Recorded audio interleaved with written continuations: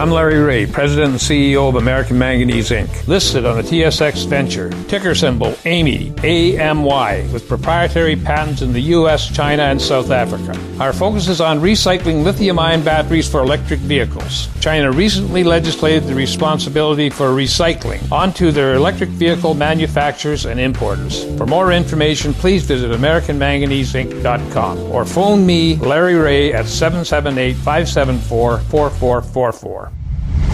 You're listening to HowStreet.com radio, available online at TalkDigitalNetwork.com. Welcome to HowStreet.com radio, the online source for market opinions. Here is Jim Goddard. My guest is Hilliard MacBeth, CEO of the MacBeth Group in Edmonton, and author of the book, When the Bubble Burst, Surviving the Canadian Real Estate Crash. Welcome to the show, Hilliard. Hello, Jim. Just saw a recent estimate that 25% of Canada's GDP is involved in real estate. Now, it seems like an incredible claim, but you say once you take a look at the wide-ranging basket that's included in it, maybe that's an underestimate. I think that's right. I think when the biggest amount of that is probably through the financial sector, which generally doesn't get counted. Normally, you just think about construction but financial is huge, and a big chunk of a much bigger percentage of the Canadian banks and credit unions activity is related to mortgages and home equity line of credits and all that. So when you count all that in, it's a huge amount. For instance, the Canadian banks, they're going to report their earnings here in a couple of weeks for the period ending October 31st. At least 50% of the large banks, their activity is related to lending to Canadian households. Residential mortgages, lines of credit, credit cards, auto sales, that sort of thing. And the only collateral they really like is real estate. So it's very connected to real estate. So when you count all that in, plus the lawyers who work on all the deals and mortgage brokers and real estate sales commissions, all of that, and taxes on, Toronto has a transfer tax, Ontario has a transfer tax. When you count all that in, it's probably at least 25%. It's probably even higher than that. But the actual direct construction portion for housing is about 7%. Well, it's still a big whack. And then, of course, somebody's posed the question, though, with the slowdown in the Alberta oil patch, who's going to provide the new jobs in Canada?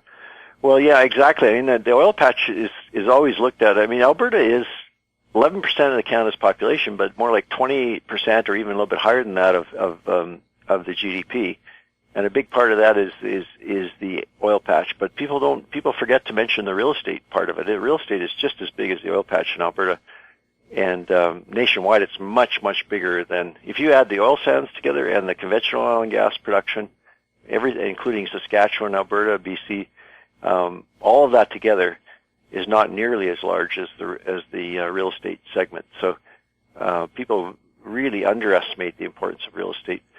And of course, we're watching closely the interest rates in the U.S. because they're meeting soon, and it finally it looks like they're going to raise the interest rate, although it's going to be a very small token amount, quarter of 1%. Well, right now the official interest rate in the U.S. is 0, so you can't go much lower. Although in Europe, negative interest rates. Several countries in Europe have negative interest rates. That's right. It's a very odd concept that you would actually pay somebody to store your money for you, but that's essentially what it is. And Germany, Sweden, and other parts of Europe have a negative interest rate. So I don't see it coming here. We're more tied to the U.S. And the U.S. is talking about, and I think this time finally is going to raise their. But as you point out, they're 0 now. They're going to go up to 0.25% from 0. So it's not much of an increase, but in anticipation of that, the interest rates in the U.S. have been rising steadily for the last several weeks for very, very low numbers, obviously. And even in Canada, we've seen it's hard to believe this, but the Government of Canada rate for 5 years was 0.60%, and now it's 0.95%. So that's actually a huge increase of 35 basis points. But it hasn't really shown up in mortgages or anything like that yet. What kind of an impact do you think it's going to have on the Canadian real estate business if interest rates go up even slightly? Well, I think it's huge because everybody, it's hard to believe, but the banks are lending up to 7 times income. That one of the major banks has a calculator, and if you have $150,000 in household income and a decent down payment, they'll give you enough enough rope to hang yourself. Basically, they say you qualify up to a $1.1 million house, so you might even be able to buy a house in Vancouver with that kind of money. And they say that it'll take up about 50% of your total household income just to pay the mortgage, but that's assuming a mortgage rate in the 2.5% range or something. So none of that would work if mortgages went up to 4%. There's no way. Like with borrowing almost $1 million to buy a $1.1 million house, that would end very quickly. And then of course the whole real estate market would have to adjust downwards because of that. Is there a rush to buy real estate now in anticipation of higher interest rates later? Well, that would work in the U.S. because the U.S. when you buy your house, you get a 30-year mortgage, and the rate, it doesn't matter what happens if the rate goes up, you don't care, you're locked in for 30 years. But in Canada, an awful lot of people are on floating rates, and then the rest of them are on 5-year rates. There's very little beyond 5 years. So, as you know, as everybody that's listening knows, you pay very little of your mortgage down in the first 5 years. So at the end of the 5 years, you might have paid off 10% of the principal.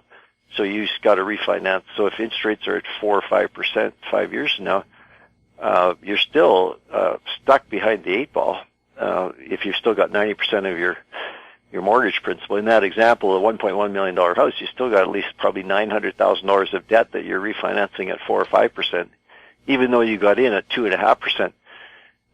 They used to have that in the U.S. They call it adjustable reset mortgage rates, and they call them teaser rates. And all it does is just get you in over your head. That's all it does. What's happening with Alberta real estate right now? Last time we talked, you said they had $100,000 to $200,000 condos on the market in Edmonton. Yeah, I'm sure it's at least that bad. I think it gets at some point. You get to the point where people just stop listing them because if the ones that are listed aren't selling, then people just kind of give up. But I was in Calgary visiting some clients last week, and phenomenal. But the bargains aren't really there yet in the sense that the seller is still sticky on his price. But there are so many high-end homes. Calgary's an odd market. It's not like this in Edmonton. It's not like this in Toronto. Not in Vancouver, I don't think either. But you can actually buy a home, and you can be 30-minute walk to downtown Calgary in a couple of areas like Elbow and Mount Royal and Britannia. And there's so many high-end homes for sale in those three neighborhoods. Now they're sticking to trying to get $2 to $3 million for those homes. But I saw one, obviously huge home. These are homes where somebody's torn down an existing older house, maybe even two houses, and then rebuilt a brand new home. Most of these homes, a lot of them haven't even been lived in yet. They're still brand new from the last couple of years. And one of them said for sale, but then right beside it said for rent. If he can't sell it, he's willing to rent it. So, but somebody in Toronto or Vancouver that can sell a modest home for $1 million and go and try and negotiate on one of these really nice homes in Calgary for maybe just a little bit more than that would be better off, assuming that they could find a job. That's the problem. There just aren't going to be that many jobs for a while in Calgary. Who's been hit the hardest with the turn down in the oil patch? Well, it's really hard to tell. The first people that are impacted are the people that are designing. They call it front-end engineering and design, FEED or FEED, and so the consultants, the engineers, those people, because there are no new projects being planned, they get cut first, and they work generally for these big engineering companies. They were expanding rapidly the last few years, and now those people are being laid off and have been laid off. Now, it's hard to tell so far how bad the impact is because people generally, when they get laid off, they get a package that lasts maybe 6 months or a year. So they're not desperate yet, but that day is coming very soon. And I suspect nobody expected that prices would still be $42 at the end of November. People, I think, almost universally expected there would be a rebound to $60 or $70. But even a rebound to $60 or $70 probably wouldn't be enough to start up the design of new facilities. So some of those design jobs, engineering jobs, are probably lost for quite a long time, not just 1 year, but several years. Is there any concern in Alberta if this is a lengthy downturn? all the skilled people that they took years to accumulate will have disappeared, and it will be hard to get geared up again. That's an interesting point, and I haven't heard that. What I've heard so far is people are still trying to hold their teams together, the idea that it might come back, but there is a point at which exactly what you're getting at there is where they just say, you know what, I can't keep the team together any longer because there just isn't any work. And then those people will be forced to go and look for other places to work. And it might not be Alberta. If it might not even be the oil and gas industry. They might have to start looking outside of that industry. The money, I saw a report yesterday that said the money that's going into alternative energy like wind and solar worldwide has just surpassed the investment in conventional oil and gas and energy production. So I don't know if those engineers can switch over to designing wind turbines and stuff, but that might be the thing to do. Well, engineering at its basic level is pretty much the same. You just make a different kind of widget. Exactly. Yeah, but there's people that are specialized, and the older people, I think, would probably just end up staying retired out of that industry, and maybe the younger people can switch over to new things, and they can look around and see what they can find. But there are some incredible bargains in Alberta real estate, and it hasn't hit the. I think I said this the last time we talked. So, but it's still true. It hasn't really hit the index yet in terms of the housing price index. But and that's because sellers are reluctant to lower their prices. So what they do is they just sit with a home that just isn't selling. And so until that sale actually goes through, the price index for housing doesn't drop. But obviously, these people are getting desperate. They've had their houses for sale for probably a year now or 9 months, and any reasonable offer coming along, they probably leap at by now. Initially, they were very sticky, but I suspect now there's got to be at least a few of them that are desperate. And of course, the other thing that triggers the resetting of the prices to a lower level is when some of the new build housing, the contractors start to, if they get into financial trouble with the lender doesn't care. The lender just takes over the sale process and just dumps it on the market. We'll have more with Hilliard MacBeth right after the break. I'm Larry Ray, President and CEO of American Manganese Inc., listed on the TSX Venture, ticker symbol AMY, A-M-Y, with proprietary patents in the U.S., China, and South Africa. Our focus is on recycling lithium-ion batteries for electric vehicles. China recently legislated the responsibility for recycling onto their electric vehicle manufacturers and importers. For more information, please visit AmericanManganeseInc.com or phone me, Larry Ray, at 778-574-4444. More and more people are looking to the internet for intelligent, riveting, and thought-provoking interviews. To advertise on the Goddard Report and TalkDigitalNetwork.com, call 604-699-8600, 604-699-8600. Welcome back. We're speaking with Hilliard MacBeth.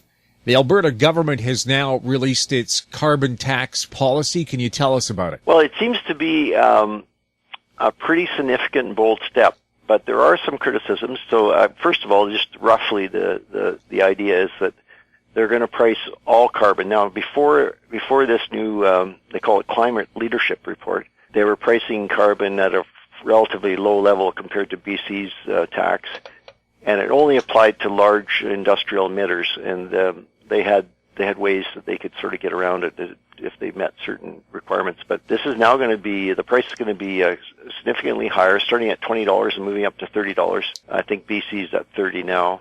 And it'll apply to every carbon user in the system. So it'll be gasoline, it'll be electricity that's produced by coal, and it'll be heating your house with natural gas, which is a bigger deal in Alberta than it is in BC, obviously. So it's going to apply to a lot of different people.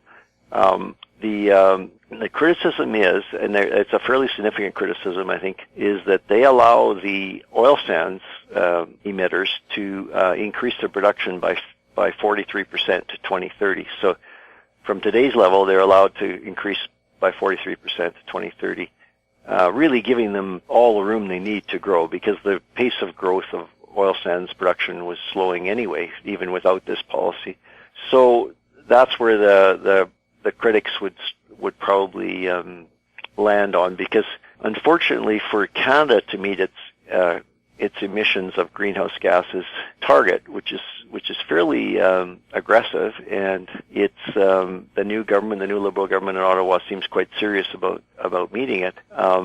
The large emitters, and unfortunately Alberta has two of the largest, the coal-fired electricity and the oil sands, would have to lower their emissions, and so the policy by the Alberta government announced on Sunday contradicts that, because they're allowing the oil sands to grow by another 43% of emissions. So now they could grow their production by, say, 55%, but just have lower carbon intensity to get to the 43%.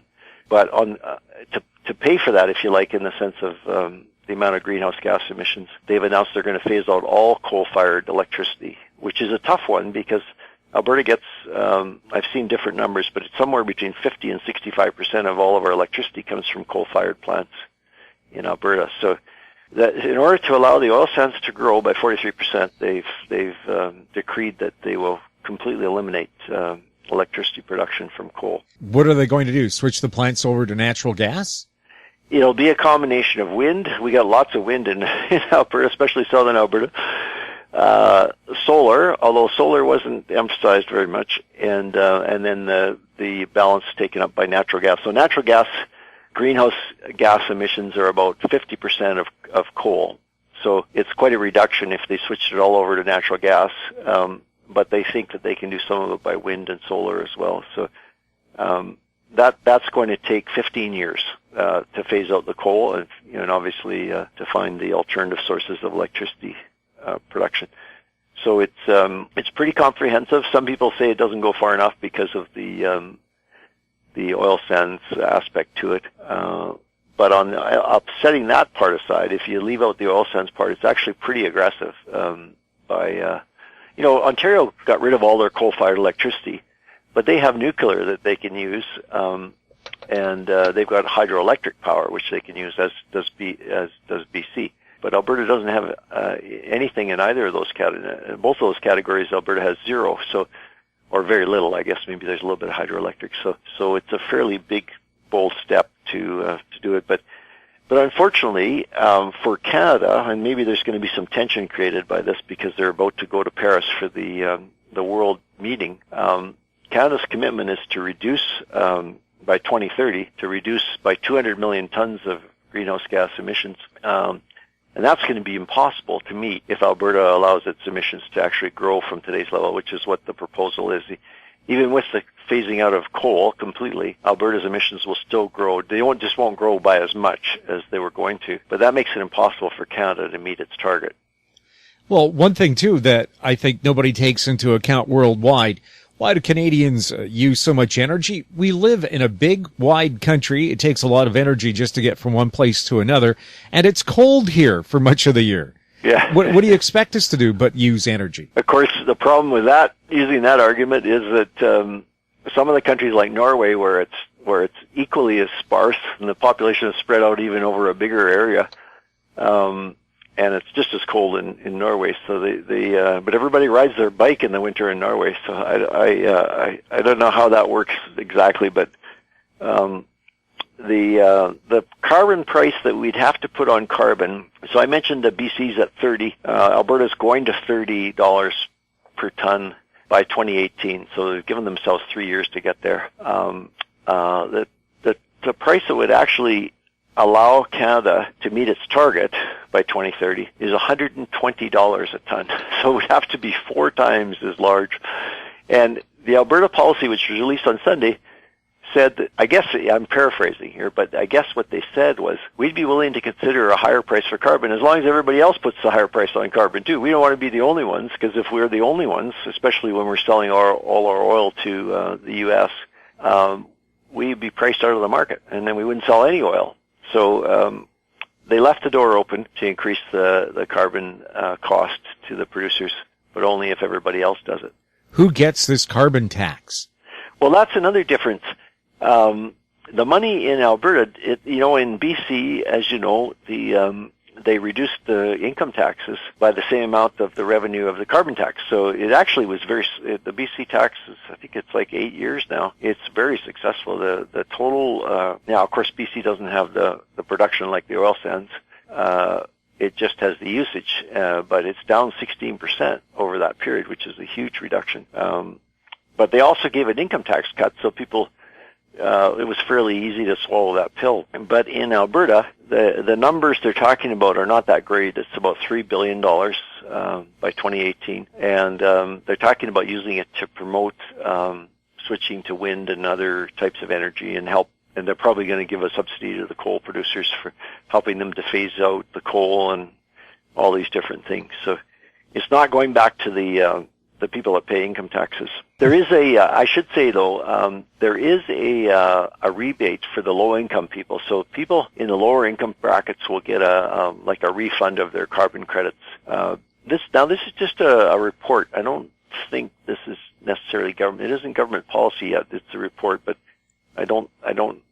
the government was involved all the way through in the design of this, so I don't know that it would be changed a whole lot. But the bottom 60% of income earners in Alberta will get a rebate, which will kind of cover their increased costs. It's about 7 cents a liter on gasoline, and a couple $100 or maybe more on the heating of the home is the estimate of what it's going to cost.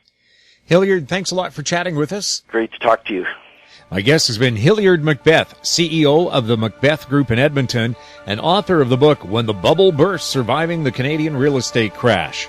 You're listening to HowStreet.com radio. Find us on Twitter at TalkDigitalNet. Check out our popular YouTube channel, Talk Digital Network. You can forward comments about the show to info@HowStreet.com. I'm Jim Goddard. Comments made on HowStreet.com radio are an expression of opinion only and should not be construed in any matter whatsoever as recommendations to buy or sell any financial instrument at any time. Available online at TalkDigitalNetwork.com. HowStreet.com radio is a production of HowStreet Media Incorporated.